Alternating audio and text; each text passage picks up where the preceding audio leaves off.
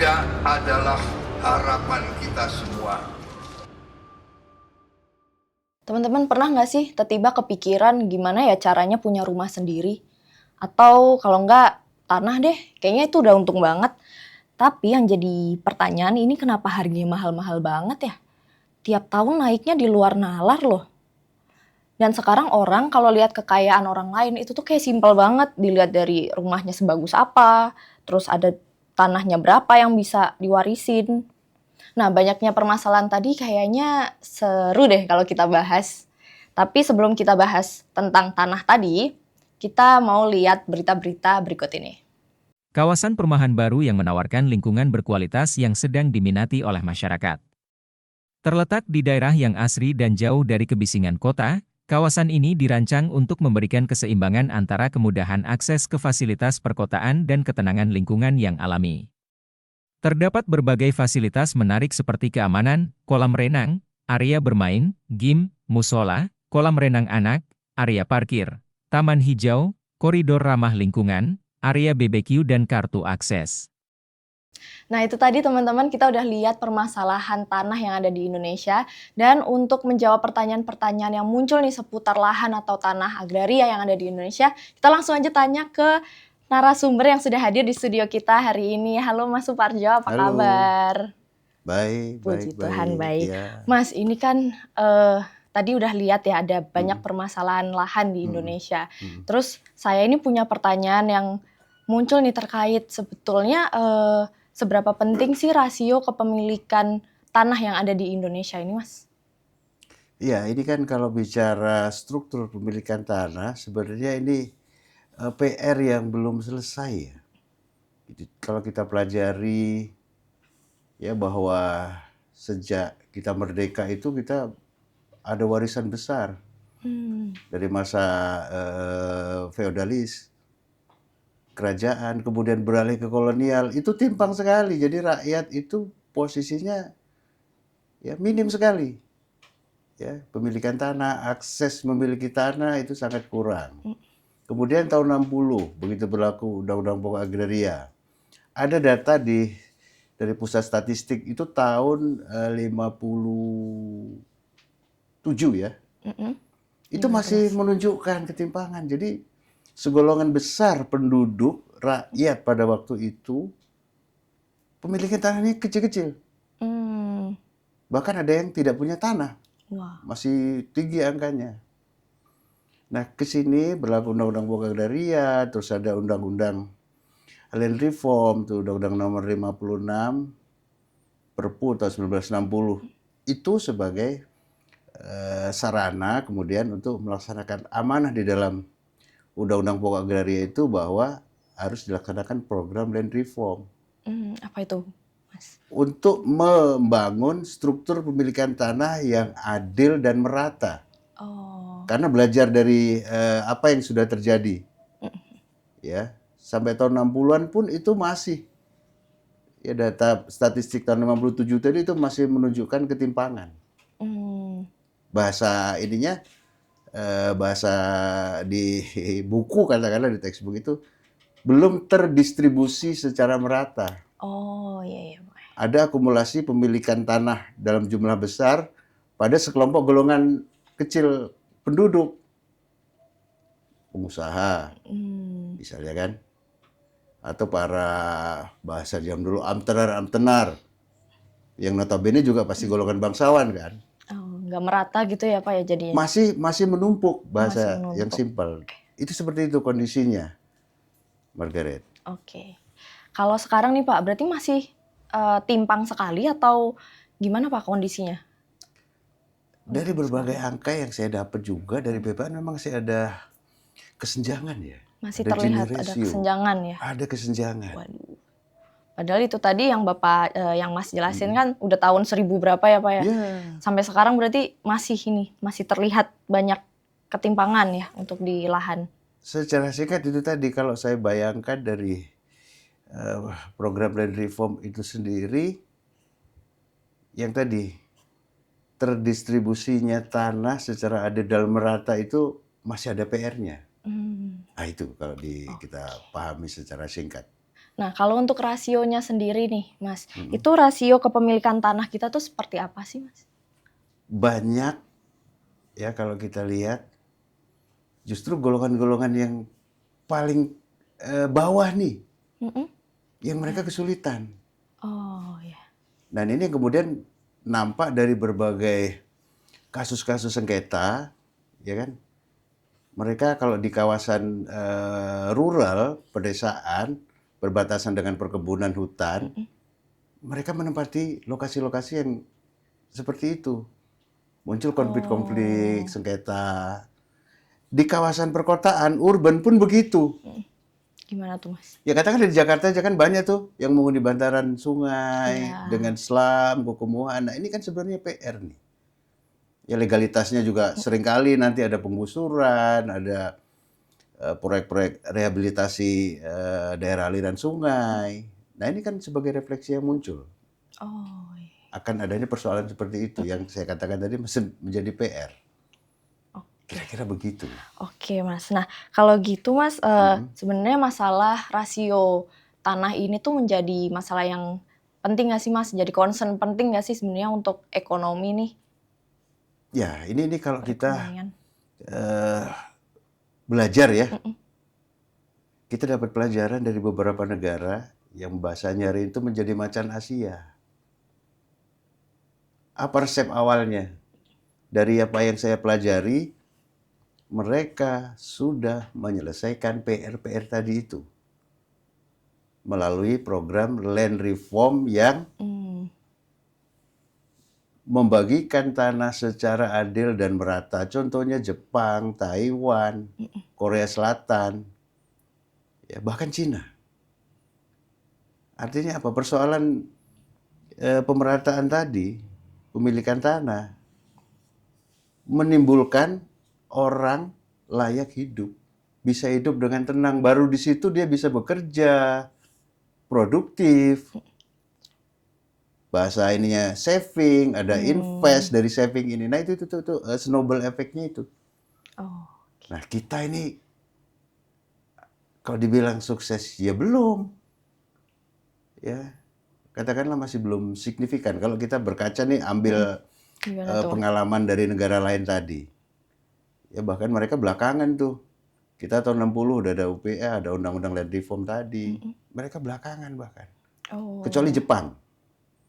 Ya, Jepang ini ketika mereka kalah Perang Dunia Kedua, ada rasa bersalah pihak sekutu. Sebagai negara kalah perang, Jepang di bawah Dewan Perwalian. Waktu itu tentang Panglima Sekutu di Asia Pasifik itu Jenderal MacArthur ditugaskan untuk membangun Jepang dengan bahasa tanda petiknya memaksakan program land reform itu. Tapi itu menjadi titik baliknya Jepang. Jadi kekuatan ekonomi terkuat di Asia, bahkan di dunia sebelum sekarang ya disalib oleh Cina katakanlah. Nah itu ada story land reformnya. Oh, kalau Indonesia ini masih proses gitu ya, Mas ya? Atau Iya, tadi itu masih banyak PR-PR-nya. masih banyak PR ya, betul sih. Nah, kalau kita lihat ini, Mas, dibandingkan 10, 20 tahun, 30 tahun yang lalu nih, petani saat ini tuh punya lahannya tuh semakin menyusut gitu, semakin kecil. Nah, itu tuh sebenarnya kenapa sih, Mas? Nah itu juga saya amati ya, karena juga jadi bagian pengajaran saya, materi pengajaran saya di kampus, itu kita amati setiap 1 dekade per 10 tahun itu ada sensus pertanian.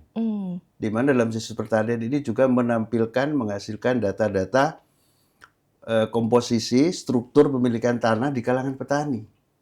Oh, oke, Pak. Setidaknya 2 dekade terakhir nih, itu semakin drastis.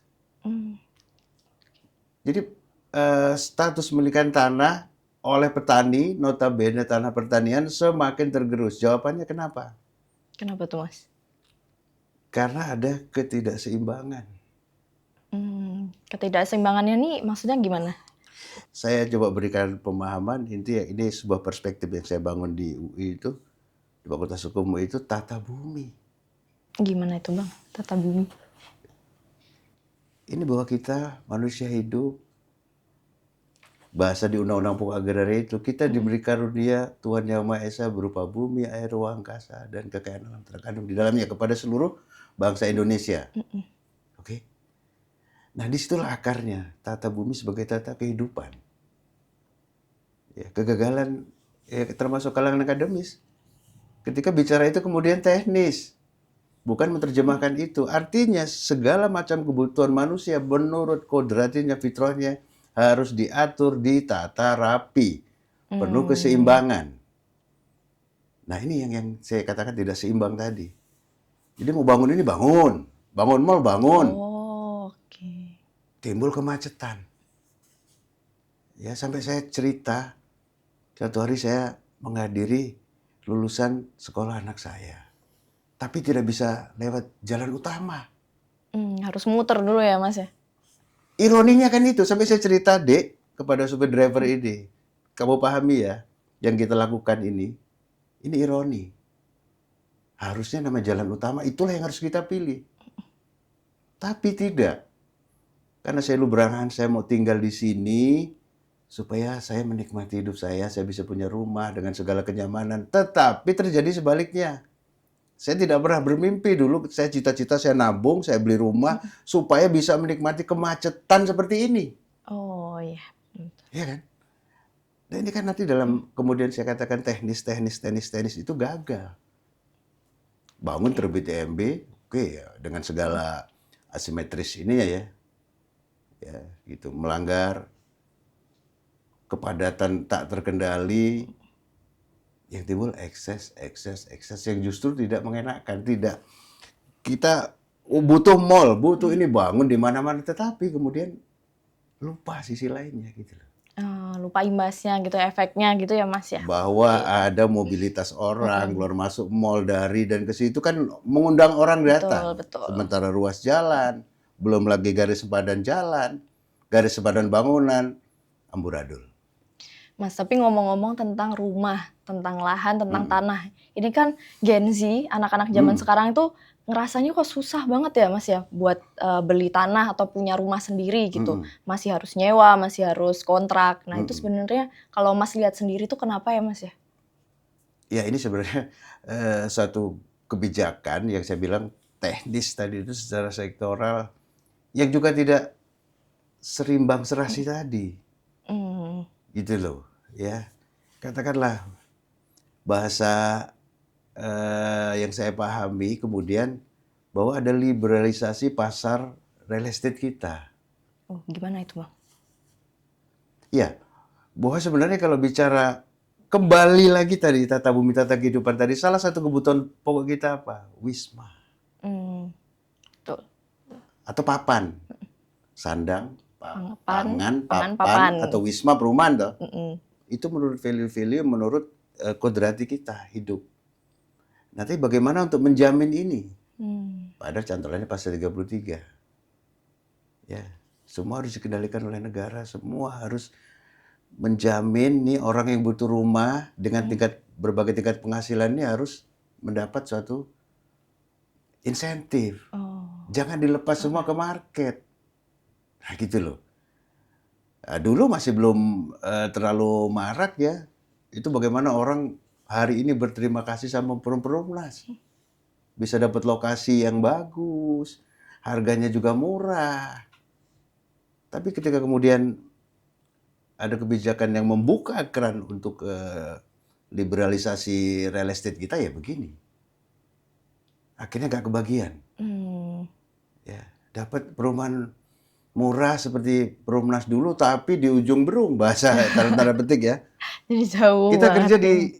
kota nih ya, jadi komuter, ya, sehingga kan muncul transit oriented itu kemudian solusinya ya. Tapi sudah sedemikian ini, bahkan kondisi terakhir saya dengar ada backlog tuh 10 juta rumah.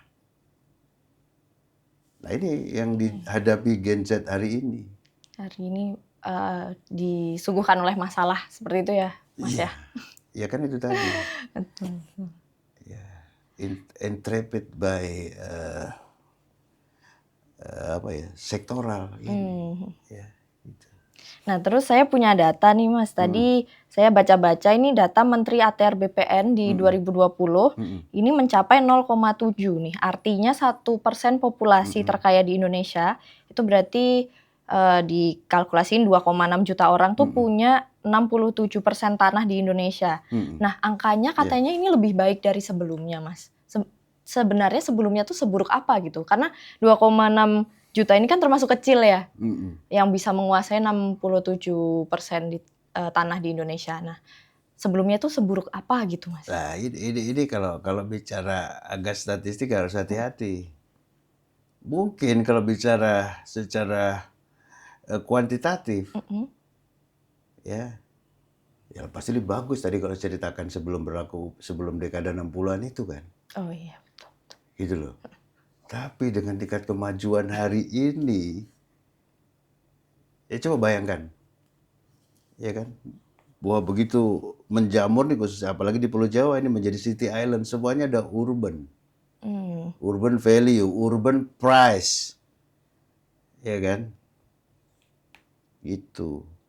Ya zaman dulu mungkin punya tanah 6 hektar tanpa ada fasilitas infrastruktur jalan, tanpa ada listrik, jaringan kehidupan tadi ya, pasti lebih murah. Tapi hari ini dengan 600 meter, bayangkan, mungkin harganya lebih mahal dari yang 6 hektar. Oh. Nah itu. Jadi hati-hati membaca statistik ini. Ya karena kalau dibaca ini mungkin Pak ahli-ahli ekonomi, ahli-ahli bisnis itu bicara opportunity, bicara multiplier efeknya. Kalau berangkat sama-sama dari angka itu, wah pasti ini ya sekilas, wah kecil lah, tapi padahal nggak begitulah kalau saya tangkap. Oh, berarti 2,6 ini termasuk angka yang besar ya, Pak? Apalagi kalau kita ketemukan dengan rasio populasinya kan. Apalagi tadi Margaret menyebut Gen Z, ini populasi bonus yang harus bisa dimanage dengan baik.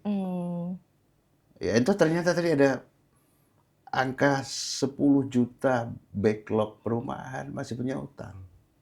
Itu tadi karena katakanlah harga tanah per meter sudah sangat tinggi karena tidak ada pengendalian harga tanah seperti di negara-negara yang sudah mapan. Tuh, naiknya tuh bisa berkali lipat sih Pak kalau yang saya lihat-lihat ya ini di web atau di mana kayak aduh udah semeternya udah berapa. Betul. Oh ini nggak bakal lunas ini kalau saya cicil sampai tua gitu. Lo betul. Semahal itu. Betul Mas. sekali. Nah terus Mas ini sebetulnya ada payung hukum pertanahan nggak sih Mas yang membuat semua orang tuh sebetulnya harusnya punya tanah nih. Tapi ya hukum yang seperti itu ada nggak sih Mas? Loh, sebenarnya tadi dari Undang-Undang Pokok Agraria sendiri. Oke. Di pasal UPH itu dia mengatakan, jadi ada amanah menyelenggarakan program land reform. Yang land reform Itu tadi. sebagai core-nya pembangunan hukum tanah nasional. Diangkat ke atas lagi, itu salah satu core-nya pembangunan nasional.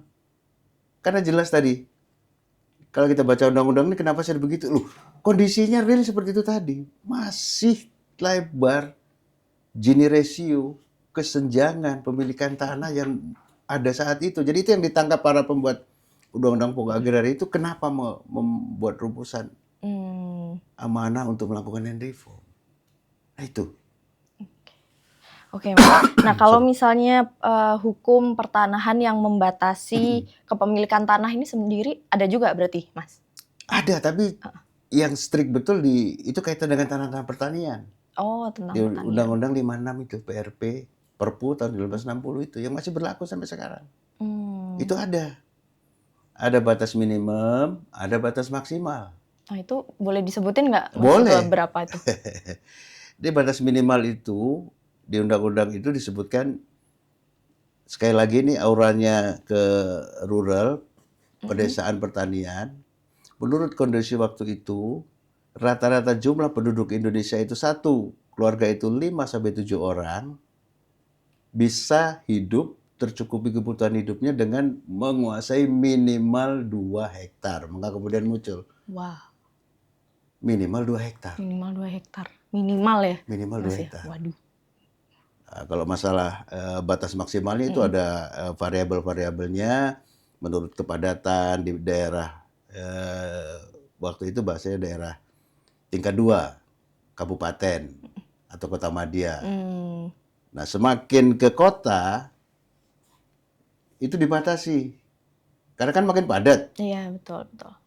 Jumlah penduduk per 1000 meter per kilometer kan makin ini. Jadi semakin kota semakin berkurang. Iya, Boleh memiliki tanah. Kalau di desa 2 hektar. Kalau ke arah kota semakin semakin kecil ya. semakin kecil. Nah, itu. Karena semakin padat juga itu tadi. Semakin padat. Harus berbagi lah kalau kita simpulkan. Nah, dari hukum tadi nih Mas, ada nggak sih menurut Mas nih celah yang bisa dipakai untuk gimana ya? Untuk yang membuat sebagian besar ini dari penduduk kita tuh jadi nggak punya tanah gitu Mas. Kayak ada celahnya nggak sih yang bisa dibikin-bikin biar jadi apa ya, tanah itu jadi disentralisasikan di mana, terus jadi orang-orang yang di mana jadi nggak punya gitu. Tuh ada celahnya nggak sih Mas di situ? Maksudnya celah membuat orang jadi nggak punya tanah? Iya, gitu. Wah, ini nggak boleh dong diceritakan, nanti ditiru. Tapi berarti ada ya kemungkinan celahnya kayak gitu tuh. Nah, ini kan kita bicara fenomena hari ini munculnya berbagai praktek yang di media bahasa publik itu disebut mafia tanah. Gitu loh. Dulu olah-olah waktu itu ada rombongan calo tanah intelek. Nah, pelakunya white collar, orang-orang yang berpendidikan, orang-orang yang ini jahatnya di situ. Ya kan? Apalagi di balik itu sebenarnya itu tadi ada PR dalam ranah kebijakan pertanahan kita. Nah, terakhir nggak tahu itu target sertifikasi yang masih tertunda itu. Ada 1,2 juta ternyata belum tuntas. Ya, ada program BTSL dan lain-lain ini. Ya, ditambah di Jakarta aja nih kan masih banyak nih. Di Bandung rame lagi nih. Apa tuh Mas? Yang kasus Dago Elos. Itu status tanah dulu keluarga Belanda, Eigendom. Lo di Jakarta masih ada juga Eigendom Perponding, yang Girik. Nah itu. Artinya muncul itu belum terbagi habis, belum terpetakan, belum tersertifikatkan. Nah itu celah-celahnya tadi. Itu celah-celahnya tadi ya. Nah ini lebih benar nih kalau saya katakan. Ada celah itu kelemahan, dalam arti PR yang belum tergarap menjadi potensi. Nah itu tadi, di samping tadi ya, yang kemudian memunculkan fenomena praktek mafia tanah itu. Yang ironi itu tuh melibatkan semua mata rantainya itu. Ya kan? Semua yang bersinggungan dengan tanah itu ada mata rantainya, mulai dari praktisi. Ya, praktisi hukum, lawyernya, kemudian notaris, BPAT, kantor pertanahan, nanti ke rumit juga ya itu ya Mas ya. hukum. Ya pasti. Banyak tahapnya ya. Iya, itu sangat sistematis kan. Ya, tapi apapun ya, kejahatan, kebusukan kan akhirnya terbongkar. Seperti kasusnya Nirina Zubair, terus kasusnya ambasador Dino Patijalal yang sempat dikerjain sama mafia tanah. Di samping yang di daerah sebenarnya lebih mengerikan. Orang-orang kecil. Oh iya. Ya kan, mereka diperdaya, bukan diberdayakan, diperdaya, ditipu. Ya, gitu. Karena belum sempat ngurus sertifikat. Iya. Ya kan, punyanya apa? Jadi masih banyak PR-nya gitu ya Mas ya. Kuncinya itu. Nah Mas, ini kan sebentar lagi akan berganti kepemimpinan nih. Nanti di bulan Oktober ada pelantikan presiden terpilih. Nah itu harapannya Mas nih melihat ketimpangan tanah lahan ini gimana Mas? Loh, saya mengikuti beberapa statement terakhir Pak Presiden Prabowo nih yang terpilih nih. Oh, saya sangat lega sekali ketika beliau mengelaborasi itu kembali ke pembukaan Undang-Undang Dasar itu sebagai acuannya, bahwa dalam pembukaan itu kan cerita, ini kita mau bentuk negara nih, mau ngapain sih? Ada 4 kan? 1, melindungi bangsa Indonesia dan segenap tumpah darah. Ini wilayah, perairan, semua tanah ya. Jadi harus dilindungi. Ya termasuk melindungi bangsa Indonesia itu jangan sampai bangsa Indonesia itu nggak punya tanah. Betul. Kalau kita jabarkan harus terlindungi hidupnya, harus terlindungi nafkahnya, harus terlindungi, ya kan?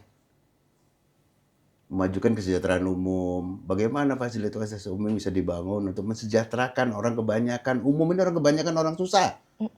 Supaya nggak ada lagi cerita ironi-ironi orang mau melahirkan, ngantri di rumah sakit, padahal kelahirannya ada kelainan, keburu meninggal.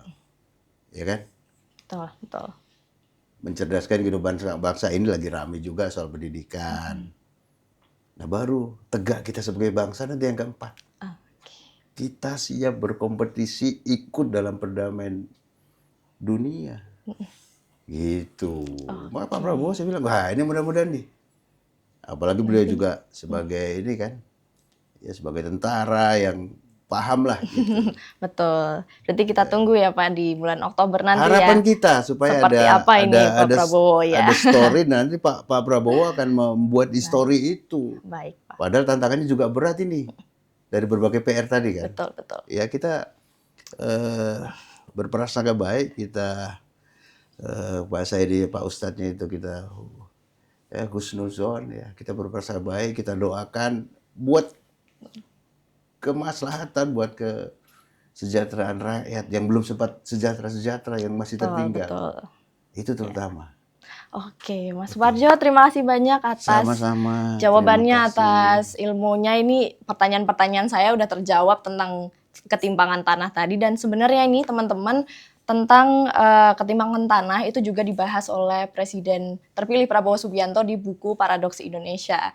Nah itu memang menjadi concern untuk perekonomian Indonesia saat ini. Jadi mungkin itu dulu kali ya untuk episode kali ini. Thanks for watching. So bye.